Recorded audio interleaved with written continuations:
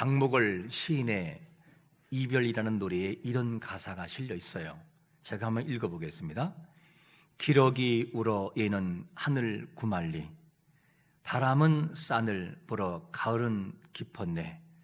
아, 너도 가고 나도 가야지.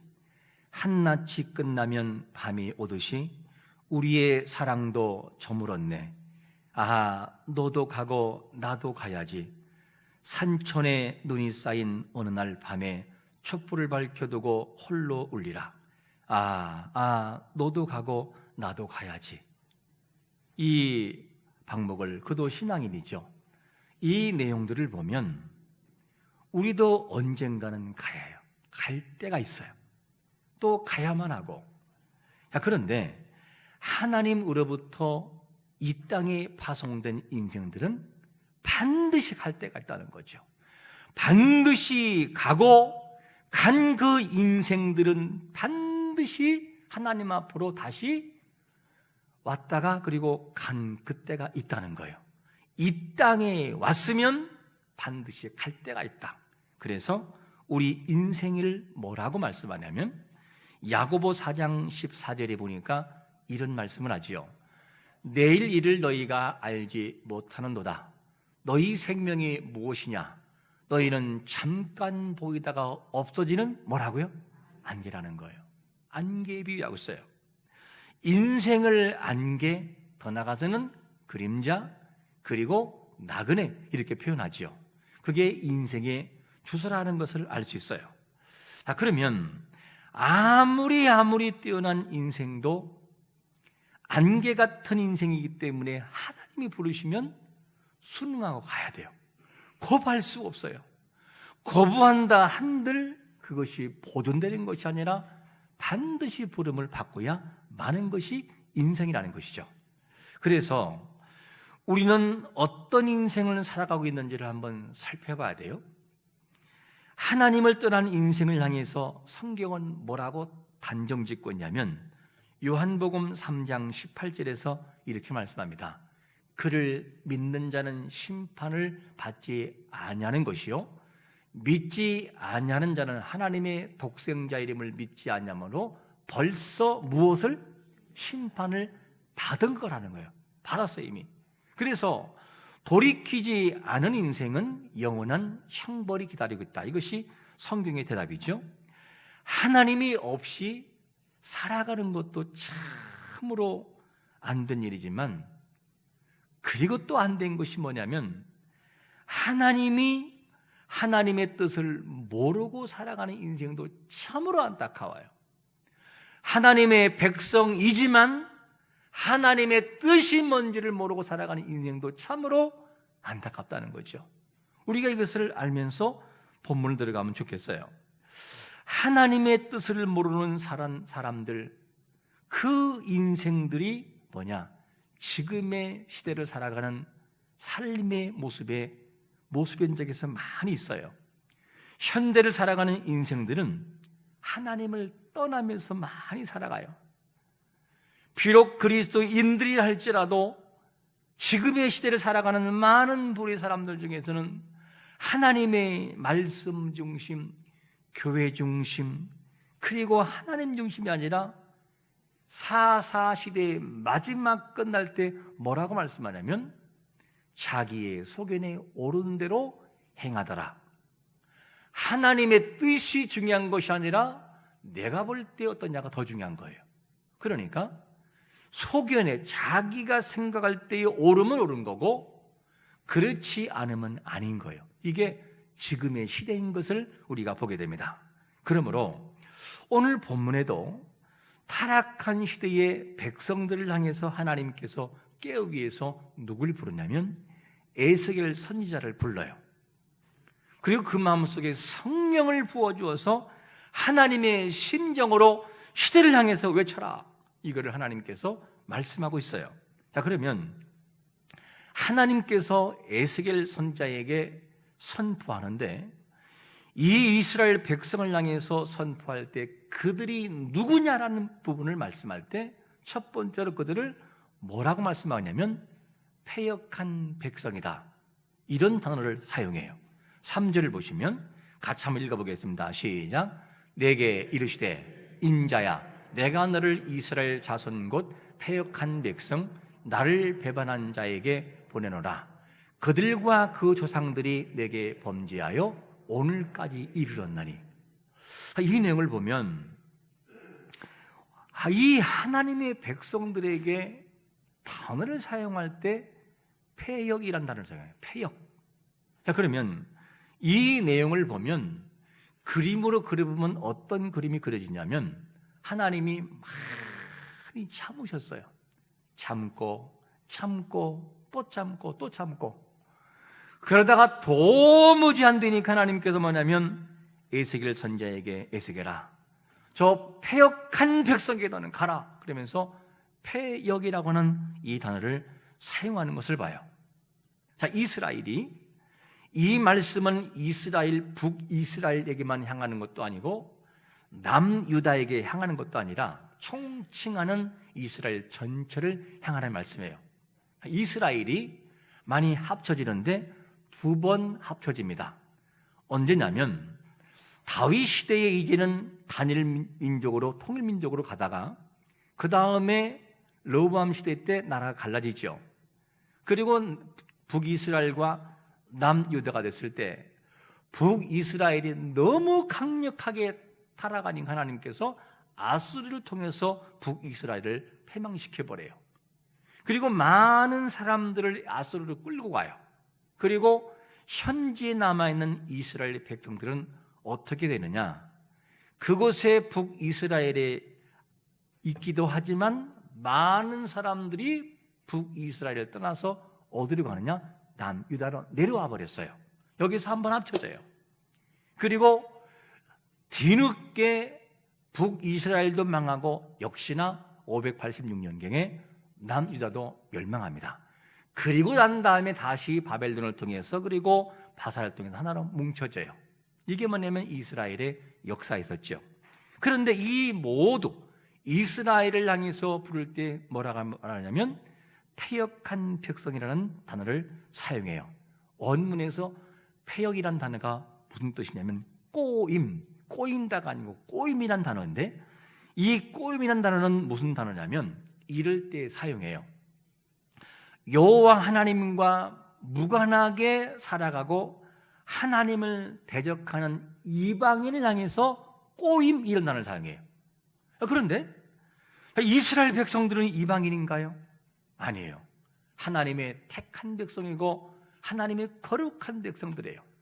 그런데 이들을 향한 단어가 뭐라고 사용하냐면 꼬임, 이방인과 같은 단어를 사용하고 있어요. 이 내용은 뭘 말하냐면 하나님의 마음이 얼마나 섭섭하고 얼마나 아버지의 마음이 아프면 패역한 백성, 꼬임이라는 단어를 사용해요. 이스라엘 백성들이 어떤 백성들이냐면 언약의 백성이에요. 언약의 백성인데 내가 너희들에게 이렇게 행하면 이렇게 은혜를 주겠다라고 하는 행위 언약이 반드시 있어요. 그거를 누구 하냐? 하나님께서 모세를 불러서 신의 산에서 명령을 주시고 언약을 맺어요. 그 중에 어떤 내용을 들 수 있냐면 이스라엘이 애굽에서 나온 지 약 3개월 됐을 때 그 다음에 시내 강에 이르러서 장막을 치고 있을 때 하나님께서 모세를 불러요. 모세야 올라와라. 그러면 하나님께서 모세에게 이런 언약을 해요. 어떤 것이냐면 출애굽기 19장 5절과 6절에 보니까 이런 말씀을 해요. 세계가 다 내게 속하였나니 너희가 내 말을 잘 듣고 내 언약을 지키면 너희는 모든 민족 중에 뭐가 되고요? 내 소유가 되겠고 너희가 내게 대하여 제사장 나라가 되며 거룩한 백성이 되리라. 너는 이 말을 이스라엘 자손에게 전할지니라. 그러니까 이스라엘 백성들은 누구냐면 언약의 백성이에요. 언약의 백성이기 때문에 이 말씀을 듣고 그대로 살아가면 하나님께 주신 것이 뭐냐면 내 소유가 될 것이요 제사장 나라가 될 것이요 거룩한 백성이 되겠다는 약속을 주고 있어요.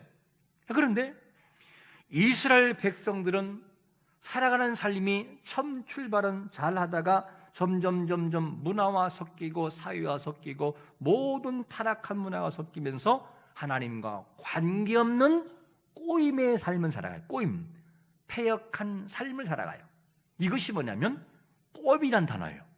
이스라엘 백성들은 그렇게 살아가다 보니까 이제는 하나님이 없이 이방의 문화에 그대로 젖어 살아가는 것을 봐요.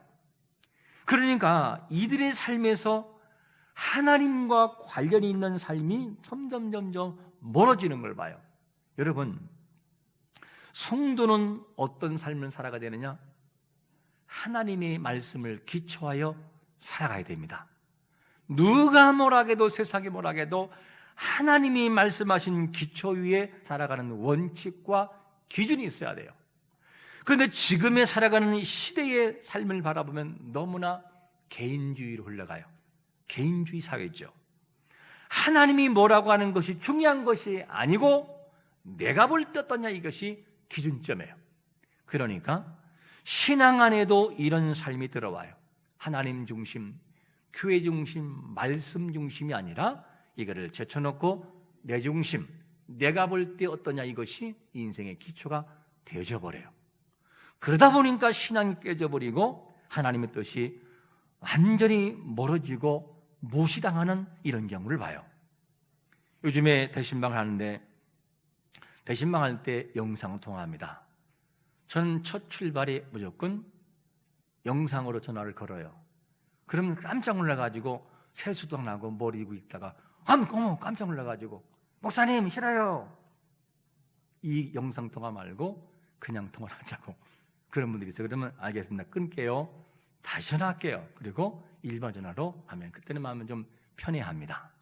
그런데 한 분이 전화하다가 벌써 얼굴을 보는 순간 울먹여요. 마음속에 벌써 눈물이 나올 준비가 되어 있어요. 그동안 하나님께 나와야 되는데 나오질 못했던 거였어요.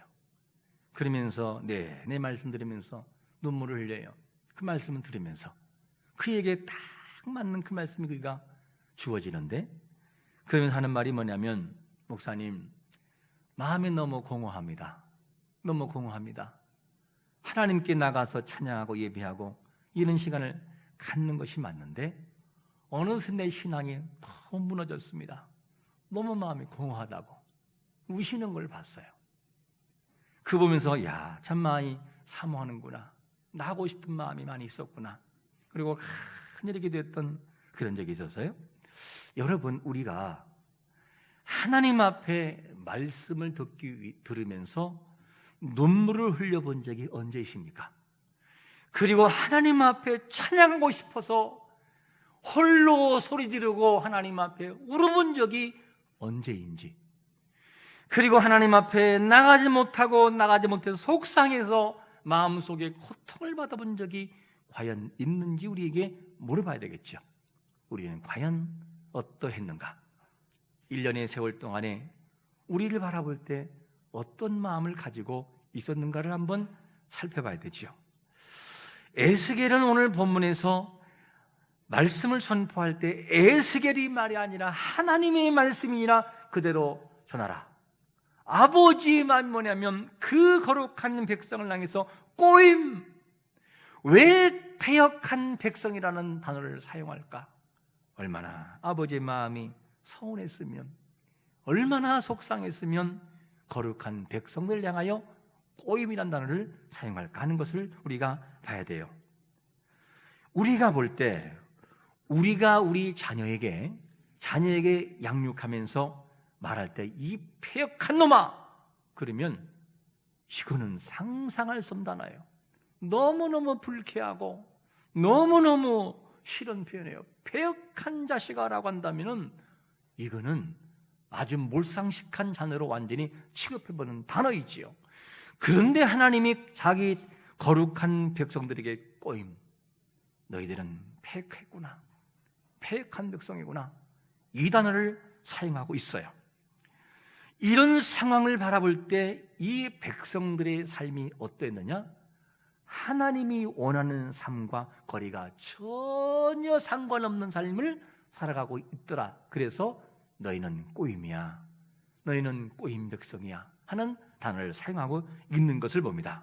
그러면 이 이스라엘 백성들 뿐만 아니라 우리가 누구냐? 우리는 이런 말을 들을 사람들이 아니에요. 패역이란 단어를 사용할 사람들이 아니라니까요. 어떤 사람들이냐? 베드로 전서 2장 9절, 우리의 주소를 한번 보겠습니다. 시작. 그러나 너희는 택하신 족속이요 왕같은 제사장들이요 거룩한 나라요 그의 소유가 된 백성이니 이는 너희를 어두운 데서 불러내어 그의 귀한 빛에 들어가게 하신 이의 아름다움을 선포하게 하려 하심이라. 할렐루야. 우리의 삶의 주소 그리고 우리의 신분은 거룩한 하나님의 백성과 나라라 그 말이죠. 이것이 우리의 모습이에요. 그런데 오늘 말씀 보니까 이스라엘 백성들 향해서는 꼬임, 거룩한 나라가 아니라 패역한 백성이라는 단어를 사용하고 있어요. 이 단어를 보면서 우리가 기억해 봐야 돼요. 우리는 과연 어떠한가? 우리를 향해 하나님께서 뭐라고 말씀하실지를 한번 깊이 생각하면서 이 첫 번째 챕터를 넘어가 봐야 돼요. 그러면 다음으로 거룩한 백성들을 향해 부르는 단어가 있는데 두 번째로 이런 단어를 사용하죠. 뻔뻔하고 마음이 굳은 백성. 자, 한번 4절 말씀 우리 같이 읽어보겠습니다. 시작.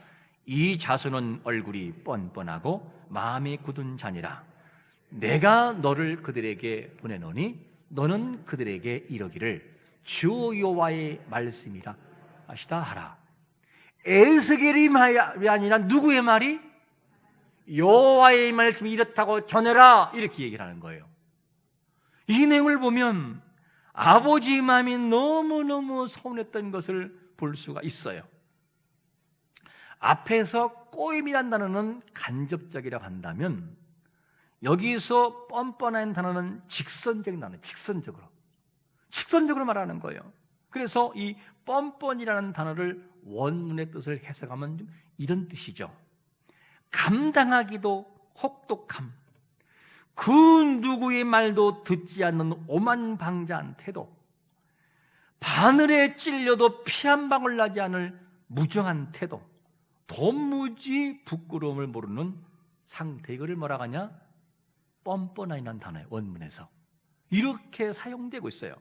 그뿐인가 하면 마음이 굳은 상태에 있다라고 말하고, 굳은 그 마음을 설명할 때 뭐라고 말하냐면 죄가 있음에도 사실을 인정하지 않는, 그리고 책망을 들어도 책망을 듣지 않는 모습, 너무 마음이 완고해서 굳어버린 상태, 이런 표현을 쓰고 있어요. 이게 누구냐?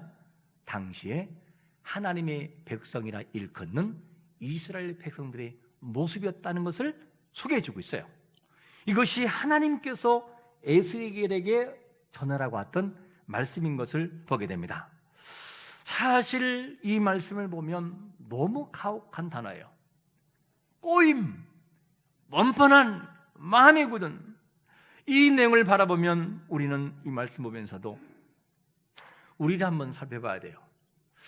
우리는 1년이라는 세월 동안 지내면서 어떤 마음을 가지고 살아왔는가, 그리고 지금은 어떻게 살아가고 있는가, 마음속에 혹시 순수함과 열정을 가지고 흘리는 눈물이 있으신지, 찬양을 할 때의 찬양이 내 가슴속에 들어와서 눈물이 나오는지, 오늘 이제 찬양단들 처음으로 찬양했는데 다르잖아요. 그 마음속에 느끼는 것이. 이렇게 우리가 마음속에 보면서 우리를 깊이 한번 살피고 또 살펴야 돼요. 하나님 앞에 찬양하고 싶은 마음은 있는지, 예배하고 싶은 마음은 있는지, 기도하고 싶은 마음은 있는지, 이런 마음이 없다면 혹시 우리 마음이 굳어진 마음은 아닌지를 기억해 봐야 돼요. 이 마음이 필요하죠. 하나님께서 자기 백성들에게 가혹하리만큼의 단어, 꼬임, 패역한이라는 단어를 사용하면 백성은 빨리 눈치를 채야 돼요. 아, 하나님이 너무 서운하셨구나.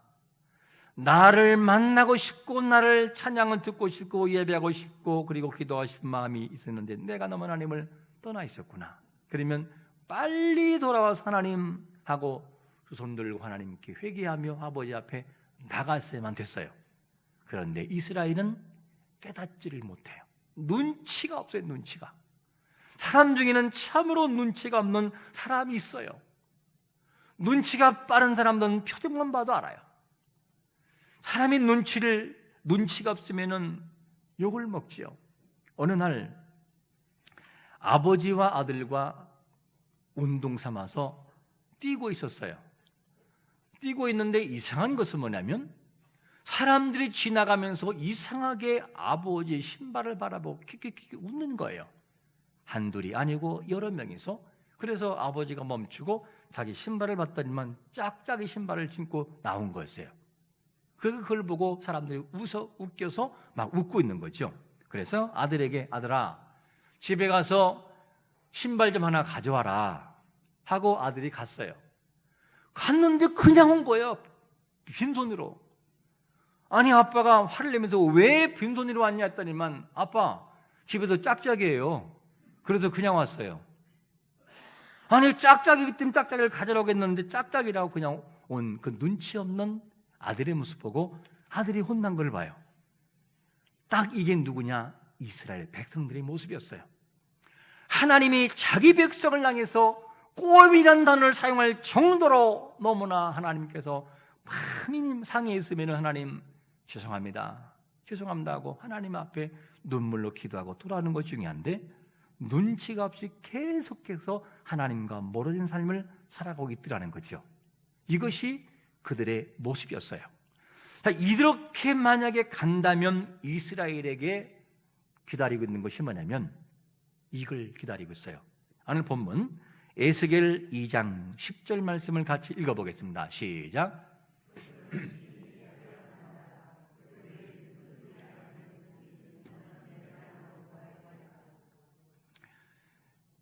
에스겔 2장 10절 말씀입니다. 10절 다시 읽겠습니다. 시작. 그가 그것을 내 앞에 펴시니 그 안팎에 글이 있는데 그 위에 애가와 애곡과 재앙의 말이 기록되었더라. 와, 이 내용을 여러분 잘 보셔야 돼요.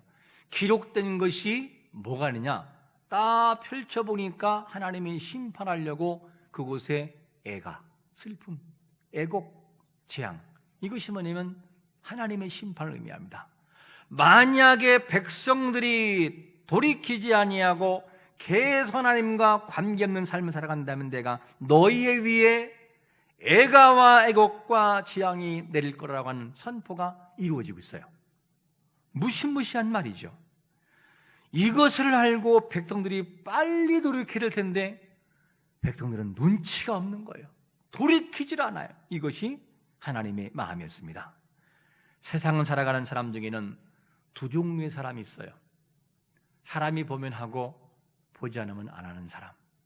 그런가 하면 사람이 보든 보지 않든 성실하게 일하는 사람이 있어요. 하나님은 누구를 인정하느냐? 성실한 사람을 인정하죠.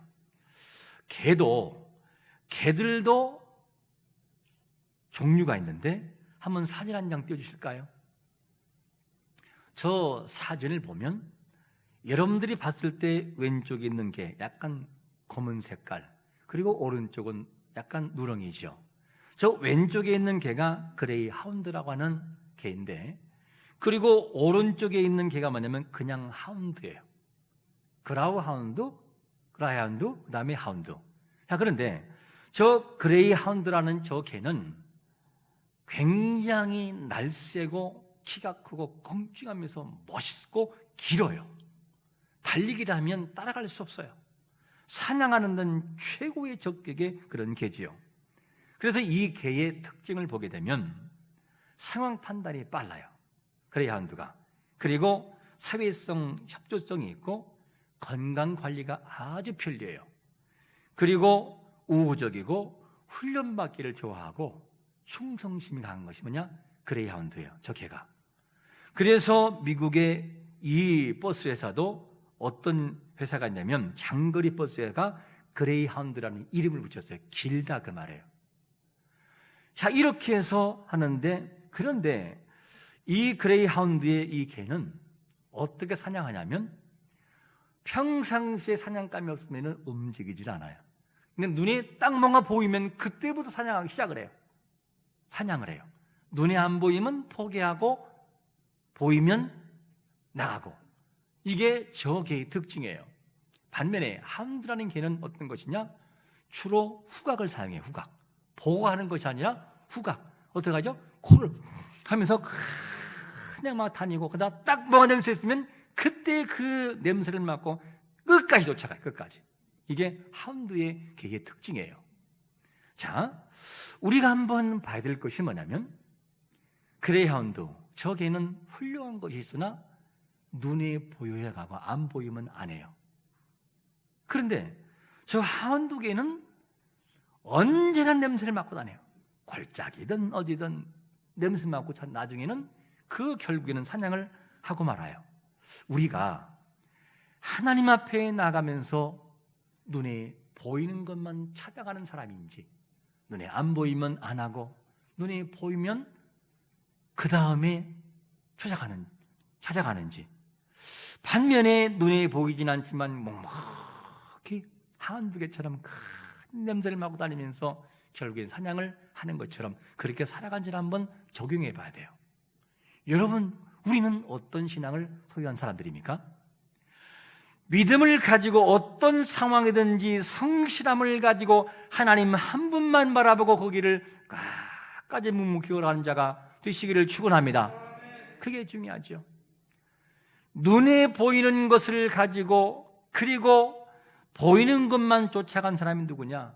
성경에 예를 든다면 이스라엘의 초대왕이었던 사울 왕이었어요. 사울 왕은 하나님이 눈에 안 보이면, 그분이 안 보이고 선지자가 안 보이면 자기 마음대로 살아갔어요. 이게 누구냐? 사울 왕이었어요. 결국에는 패망으로 끝나버려요. 성경에서 자기 보기에 좋은 대로 소견대로 해서 승리한 사람이 있는지를 보세요. 승리한 것처럼 보이다가도 결국에는 패망을 해요.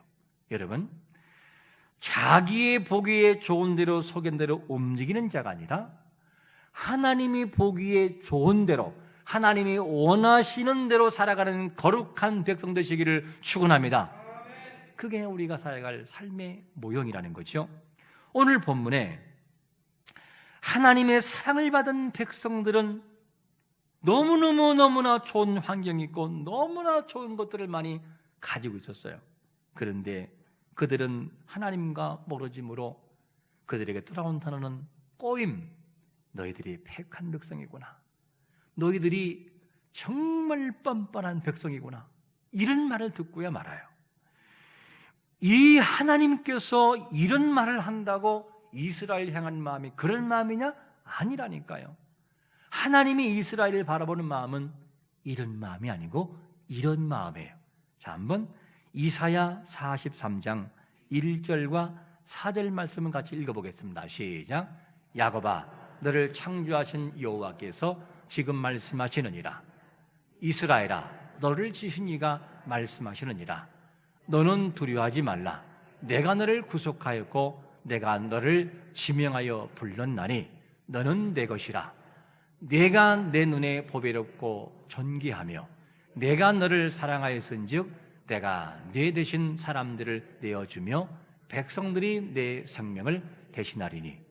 이게 아버지가 이스라엘 향한 마음이라니까요. 너는, 야곱아, 이게 뭐죠? 이스라엘을 총칭한 나라예요. 이스라엘아, 너희는 내 거야. 너는 내가 선택했어. 내 거야. 그리고 네가 내 눈에 보기에 보배롭고 존귀하다. 너희들이 바빌론 포로가 됐을 줄은 몰라도 내가 볼 때는 나에게 너무 소중하고 존귀한 그런 백성이란다. 알겠니? 이게 아버지의 마음이에요. 그런데 이 거룩한 백성들이, 하나님과 가까이 할 백성들이 하나님을 떠나고 멀어지기 시작하니까 너희는 나에게 지금 현실의 너희 신앙의 모습이 꼬임이란다. 패역한 모습으로 살아가고 있단다. 이것이 내가 너희들을 바라보는 시선이야. 이렇게 말씀하고 있는 것이죠. 여러분, 이스라엘 백성들은 꼬임, 패역함, 뻔뻔이란 말을 들을 사람들이 아니에요. 이런 말을 들어서는 안 될 사람들이에요.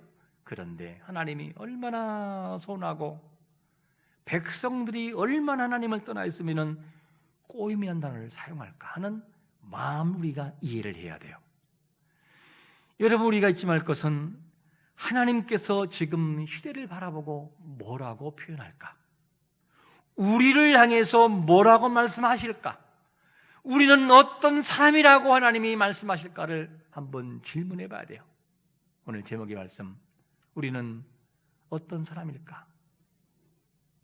이런 꼬임이란 단어를 사용될 사람들이 아니라니까요. 우리는 존귀한 백성이므로 우리가 하나님 앞에 진심으로 돌아가므로 애가와 애곡과 재앙이 평안과 기쁨으로 바뀌어지는, 그렇게 바꿔놓고야만은 돌이킴에 있는 성도, 하나님께로 향하는 거룩한 성도가 되시기를 예수 그리스도의 이름으로 축원합니다. 아멘.